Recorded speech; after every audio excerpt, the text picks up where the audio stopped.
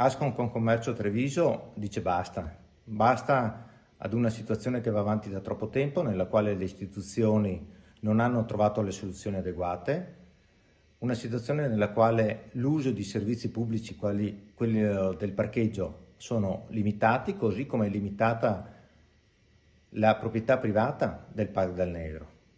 Questo non è ammissibile in una città come Treviso. Ci sono delle condizioni che fanno nascere una microcriminalità sempre maggiore, ma soprattutto delle situazioni nelle quali sembra che il cittadino debba farsi giustizia da sé per trovare una giustizia, perché non viene garantita, e questo è tanto pericoloso quanto dannoso. C'è bisogno di un intervento immediato, lo chiediamo da tempo.